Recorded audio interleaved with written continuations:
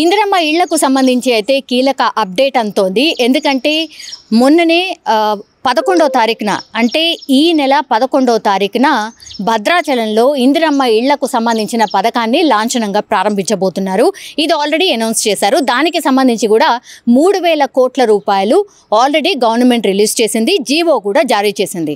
So చకచక ground work అయితే జరిగిపోయిన పరిస్థితి అయితే స్పష్టంగా కనిపిస్తోంది. అయితే ఈ ఇందిరమ్మ ఇల్లు ఎవరికి రాబోతున్నాయి దానికి సంబంధించి అయితే మార్గదర్శకాలు ఈరోజు రిలీజ్ చేసింది సర్కార్. దానికి సంబంధించిన ఇన్ఫర్మేషన్ ఏది ఇప్పుడు 5 లక్షల రూపాయలు ఇందిరమ్మ ఇళ్ల కోసం మేము ఇవ్వబోతున్నాం అన్నటువంటి మాట చెప్పింది సర్కార్. అయితే ఎవరికైతే జాగా ఉందో వాళ్ళకి ముందస్తుగా ఈ 5 లక్షల రూపాయలు అందించబోతోంది అనేది ఒక చర్చ జరిగింది. మరి భూమి లేని వాళ్లకు ఎలా భూమి ఇస్తూ 5 లక్షల రూపాయలు ఇవ్వబోతోందా? ఇట్లా రకరకాల డౌట్స్ అయితే అందరూ వ్యక్తం చేసిన సిచ్యువేషన్ కనిపిస్తోంది. అండ్ ఎవరు అర్హులు కాబోతున్నారు ఇది కూడా చాలా మందికి డౌట్ ఉంది. అండ్ కొత్త రేషన్ కార్డులకు సంబంధించి అయితే జారీ ఇంకా ప్రక్రియ స్టార్ట్ కాలేదు కాబట్టి మరి కొత్త రేషన్ కార్డులు పొందకుండానే ఈ పథకాన్ని స్టార్ట్ చేస్తే మరి కొత్త రేషన్ కార్డు ఎవరైతే రాని వాళ్ళు ఎవరైతే అప్లికేషన్ చేసుకున్నారో వాళ్ళ పరిస్థితి ఏంటి? ఇట్లా రకరకాల డౌట్స్ అయితే క్రియేట్ అయిన సిచ్యువేషన్. సో దానికి సంబంధించి అయితే గవర్నమెంట్ టోటల్గా ఒక క్లారిఫికేషన్ అయితే ఇచ్చే ప్రయత్నం చేసింది. మొదటి విడతగా అయితే 95,235 ఇళ్లకు సంబంధించి అయితే మేము మంజూరు చేయబోతున్నాం అని అనౌన్స్ చేసింది.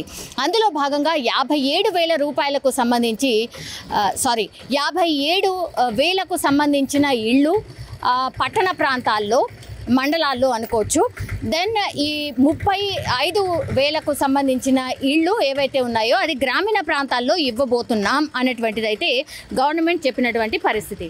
సో ఇవి ఎవరెవరికి రాబోతున్నాయి? మరి ఒకటేసారి 5 లక్షల రూపాయలు మంజూరు చేయబోతోందా సర్కార్?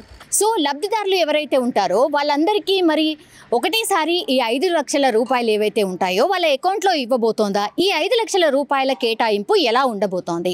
ఇది అందరికీ ఉన్నటువంటి ప్రశ్న. సో దీనికి ఒక సొల్యూషన్ చెప్తోంది గవర్నమెంట్. అదేంటంటే నిర్మాణ దశ అండ్ ఆధార్ కార్డు ఆధారంగా బ్యాంక్ అకౌంట్లను అయితే నేరుగా నిధులను ప్రభుత్వం అయితే విడుదల చేయబోతోంది. అంటే నిర్మాణ దశ అంటే ఎవరైతే ఇళ్ళు మంజూరయ్యాయో వాళ్ళు ఇల్లు స్టార్ట్ చేశారా లేదా, సో అవన్నీ చేసి ఆ తర్వాత ఆధార్ కార్డ్ని లింకప్ చేస్తూ దెన్ ఆ తర్వాతనే లబ్ధిదారులకు ఈ పూర్తిగా 5 లక్షల రూపాయల నిధులనైతే గవర్నమెంట్ ఇవ్వబోతోంది. సో స్థలం ఉన్న వారికైతే ఇంటి నిర్మాణానికి 5 లక్షల రూపాయలు, దెన్ స్థలం లేని వారికైతే స్థలంతో పాటు ఇంటి నిర్మాణానికి 5 లక్షల రూపాయలు మేము అందించబోతున్నాం అనేటువంటి మాట స్పష్టంగా చెప్తోంది గవర్నమెంట్. సో ఇందిరమ్మ ఇళ్ల పథకాన్ని అయితే ఈ నెల నేను ఇంతకుముందే చెప్పినట్టుగా 11వ తారీఖు నాడు సీఎం రేవంత్ రెడ్డి భద్రాచలంలో ప్రారంభించబోతున్నారు. సో ప్రతి ఏడాది ఇది ఇప్పుడు స్టార్ట్ చేశారు కాబట్టి ఇంకా అయిపోయింది, మళ్ళీ ఇంకెప్పుడు అందిస్తారో అనేది కాదు. స్పష్టంగా చెప్తోంది గవర్నమెంట్ ప్రతి ఏడాది 4.50 లక్షల ఇళ్లను నిర్మించాలనైతే ప్రభుత్వం ఒక నిర్ణయానికి వచ్చినట్టయితే మనకున్నటువంటి ఇన్ఫర్మేషన్. సో ప్రతి అసెంబ్లీ సెగ్మెంట్లో 3,500 ఇళ్ల చొప్పున మొత్తంగా కూడా 119 నియోజకవర్గాలకు సపరేట్గా కేటాయిస్తూ సో 119 నియోజకవర్గాలు ఏవైతే ఉన్నాయో అందులో ప్రతి నియోజకవర్గానికి 3,500 ఇళ్లనైతే ప్రభుత్వం నిర్మించబోతోంది. సో స్పష్టంగా దీనికి సంబంధించి అయితే చెప్పినటువంటి సిచ్యువేషన్ కనిపిస్తోంది. సో ఇవన్నీ క్యాలిక్యులేట్ చేసినప్పుడు మరి ఎన్ని అవుతాయి అంటే 4,16,500 ఇళ్ళు పూర్తిగా ఈ 119 నియోజకవర్గాలకైతే గవర్నమెంట్ కేటాయించబోతోంది. సో మిగిలిన ఇళ్ళు ఏవైతే ఉంటాయో రాష్ట్ర రిజర్వ్ కోటా కింద నిర్మించబోతోంది, కేటాయించబోతోంది అన్నటువంటిది చెప్తున్న పరిస్థితి. సో ఆర్థిక సాయం మరి ఎలా ఇవ్వబోతోంది అంటే 5 లక్షల రూపాయలు ఇవి నేరుగా ఒకటేసారి ఇవ్వబోతుందా అంటే నో కాదు. ఎందుకంటే వీటన్నిటిని కూడా విడతల వారీగా ఇవ్వబోతోంది. అది ఏంటి అంటే ఫస్ట్ విడతలో మీకు ఇల్లు మంజూరైంది, అప్పుడు వాళ్ళు పునాది స్థాయిలో 1 లక్ష రూపాయలు ఇవ్వబోతున్నారు. దెన్ ఆ నెక్స్ట్ స్టేజ్ రూఫ్ స్థాయిలో ఇంకో 1 లక్ష ఇవ్వబోతోంది. సో పునాది స్థాయిలో 1 లక్ష, దెన్ రూఫ్ స్థాయిలో ఇంకో 1,00,000 ఇవ్వబోతోంది. సో ఇంటి పైకప్పు నిర్మాణ స్థాయిలో అప్పుడు మాత్రం 2 లక్షలు గవర్నమెంట్ ఇవ్వబోతోంది. సో నిర్మాణం మొత్తం పూర్తయ్యాక ఇంకో 1,00,000 చెల్లించబోతోంది. సో 4 విడతల్లో ఈ ప్రక్రియని ఫినిష్ చేయబోతోంది. 5 లక్షల రూపాయలని ఒకేసారి గవర్నమెంట్ ఇవ్వట్లేదు. సో దశల వారీగా 4 దశల్లో ఇంటి నిర్మాణానికి సంబంధించిన ఈ 5 లక్షల రూపాయలు ఏవైతే ఉన్నాయో వాటిని ఖచ్చితంగా ఇవ్వబోతున్నాం అన్నటువంటి మాట చెప్తోంది. ఈ దశలు కూడా ఎందుకు పెట్టిందంటే ఒకవేళ 5 లక్షల రూపాయలు ఒకేసారి నేరుగా ఇచ్చేసినప్పుడు మరి వాళ్ళు కట్టుకున్నారా లేదా, కట్టుకోకుండా మరి ఆ నిధులను వేరే వాటికి వాడుకున్నారా, ఇట్లా రకరకాలుగా ఉంటుంది. కాబట్టి అందులో భాగంగానే ఫస్ట్ 1,00,000 రూపాయలు మాత్రమే ఇస్తుంది. ఆ తర్వాత మీ ఇంటి నిర్మాణం ఎట్లయితే దశల వారీగా కొనసాగుతుందో ఆ దశల వారీగానే ఈ నిధులను కూడా రిలీజ్ చేయబోతోంది. అండ్ అర్హులు ఎవరు, ఇదైతే అందరిలో ఉన్నటువంటి చర్చ. అర్హులు ఎవరంటే ఖచ్చితంగా చెప్తోంది రేషన్ కార్డు ఎవరైతే ఉంటుందో, రేషన్ కార్డు ఎవరికైతే ఉందో వాళ్ళే అర్హులు కాబోతున్నారు. అయితే రేషన్ కార్డు ఉన్న వాళ్ళు అందరూ అర్హులు అవుతారా అంటే నో. అగైన్ ఈ రేషన్ కార్డులో కూడా ఒకవేళ మీకు బండి ఉందో లేకపోతే ఇంకోటి కారు ఉందో ఇట్లాంటి వాళ్ళని అందరి కూడా ఒక ప్రక్షాళన జరిగింది. ఎందుకంటే మొన్న ప్రజాపాలనలో భాగంగా దరఖాస్తులు తీసుకున్నప్పుడు మాత్రం వీళ్ళకు పూర్తిగా ఒక డాటా అయితే వచ్చింది. అది ఏంటి అంటే ఖచ్చితంగా ఈ అన్ని క్యాలిక్యులేట్ చేస్తే కూడా ఒక 30 నుంచి 40 లక్షల మందికి మాత్రమే ఇంకా ఇల్లు లేని వారు ఉన్నారు. కాబట్టి ఆ ఇల్లు లేని వారికి ఇప్పుడు ఈ ఇంటి నిర్మాణంలో భాగంగా ఇందిరమ్మ ఇళ్లను ప్రభుత్వం అయితే అందించబోతోంది. సో ఫస్ట్ ఎవరు అర్హులు అవుతారంటే రేషన్ కార్డు ఎవరికైతే ఉండిందో వాళ్ళు మాత్రం అర్హులు కాబోతున్నారు. సో ఇప్పుడు లబ్ధిదారుడు విధిగా అంటే ఖచ్చితంగా బీపీఎల్ కుటుంబం అయి ఉండాలి. అంటే దారిద్ర్య రేఖకు దిగువన ఎవరైతే ఉన్నారో వాళ్ళే అర్హులు కాబోతున్నారు. అండ్ లబ్ధిదారుడికి సొంత స్థలం ఉండాలి లేదా ప్రభుత్వ స్థలం అయినా ఇచ్చి ఉండాలి. ఇవి రెండు కూడా ఖచ్చితంగా ఉంటేనే వాళ్ళు కూడా నేను ఇవన్నీ చెప్తుంది ఏంటి అంటే అర్హులు ఎవరు అనేటువంటిది. నేను ఫస్ట్గా చెప్పాను రేషన్ కార్డు ఖచ్చితంగా ఉండాలి.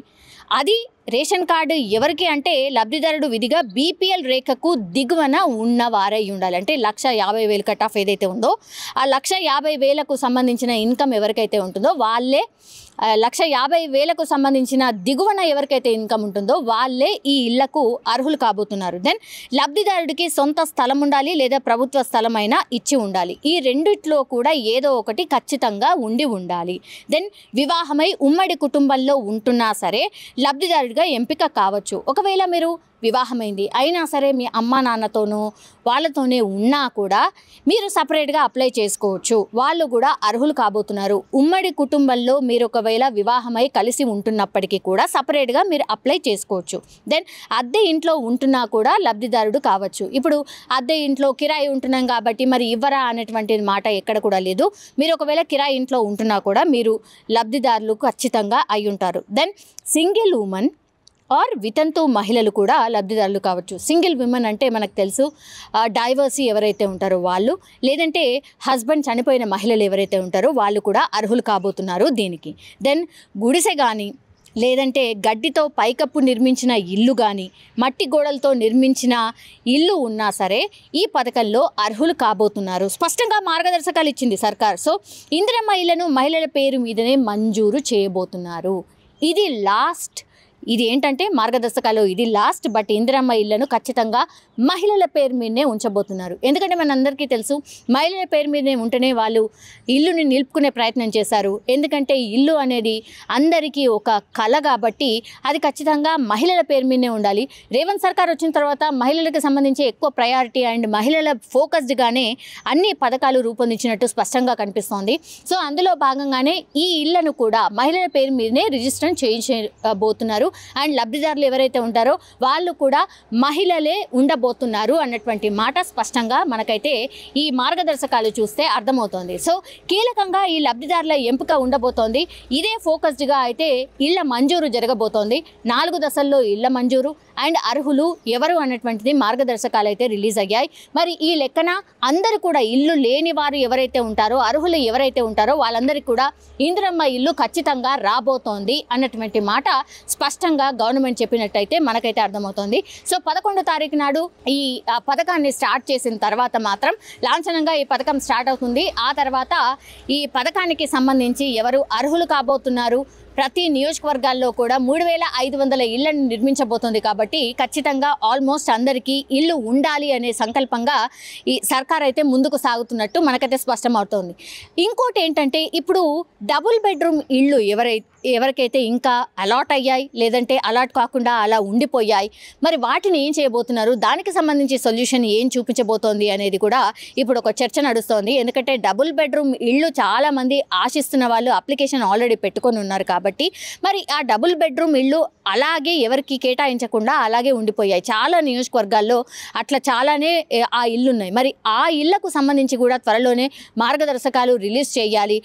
ఎవరు లబ్ధి పొందుతారు అనేది వంటిది కూడా దీనిపైన కూడా ఫోకస్ పెట్టాలి అనేది కూడా ప్రజలు కోరుతున్న సిచ్యువేషన్ కనిపిస్తోంది. సో ఫస్ట్ అయితే ఈ పథకాన్ని స్టార్ట్ చేసిన తర్వాత డెఫినెట్లీ ఆ నెక్స్ట్ కూడా ఆ ఇళ్లను కూడా కేటాయించే అవకాశం కనిపిస్తోంది అనేటిదే వంటి సమాచారం అయితే మనకైతే అందుతోంది.